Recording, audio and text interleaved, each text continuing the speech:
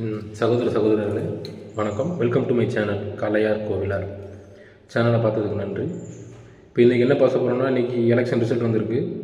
விஜய் அடுத்த முதல்வராக தேர்ந்தெடுக்க போகிறார். தமிழக முதல்வர் திரு விஜய் அவர்களுக்கு வாழ்த்துக்கள். இங்கே இவ்வளோ பெரிய மாற்றம் நடக்கும்னு இங்கே நிறைய பேர் எதிர்பார்க்கவே இல்லை. ஏன்னா இங்கே களத்தில் போய் கீழே போய் யாரும் வேலை செய்யலை. எல்லாம் மேம்போக்குத்தனமாக அவங்களுக்கு தோணுன கருத்தை மக்கள்கிட்ட விதைக்க பார்த்தாங்க. மக்களோட எண்ணம் வேறு விதமாக இருந்தது.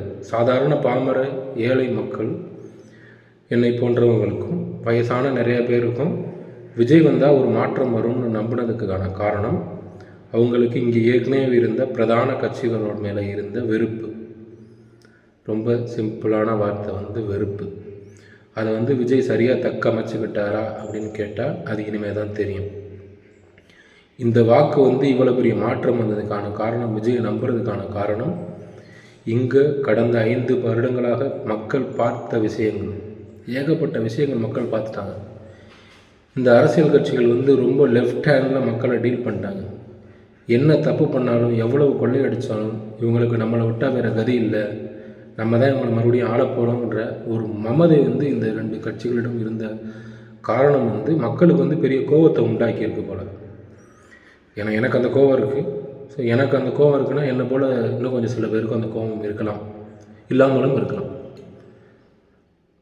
ஆனால் இந்த கோபத்தோட வெளிப்பாடு தான் இந்த ரிசல்ட் நான் நம்புகிறேன். சரி, மாற்றம் நடக்கணும்னு நம்ம விஜய் அவர்களுக்கு ஓட்டு போட்டோம், மாற்றம் நடக்கணும்னு நம்ம நம்புகிறோம். மாற்றம் நடக்குமா நடக்காதான்னு இனி வரும் காலங்கள் தான் முடிவு பண்ணும். இன்னும் ஒரு 100 நாட்களுக்கு விஜய் புது மாப்பிள்ளை தான். நம்ம அவரை பெருசாக எந்த குறையும் கேட்கவும் முடியாது, கேள்விகளும் பண்ண முடியாது. ஆனால் அதுக்கப்புறம் அவர் தரப்போகிற ஆட்சி ஒரு நல்லாட்சியாக இருக்கணும். ஏன்னா இப்போது நம்ம எம்ஜிஆர் ஆட்சி, காமராஜர் ஆட்சின்னு சொல்லி இன்னும் ஒரு 30-40 வருஷமாக நம்ம இதே சொல்லிகிட்டு இருக்கோம்.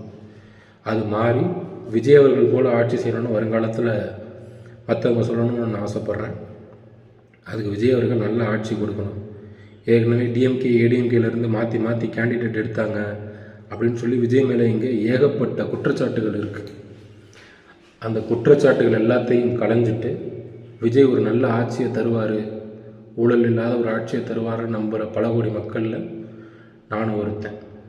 ஆனால் கண்மூடித்தனமாக அவரை டிஃபெண்ட் பண்ணாமல் அது சரி, அவர் பண்ணுறது சரியா தப்பான்னு நான் சொல்லணும்னு ஆசைப்பட்றேன்.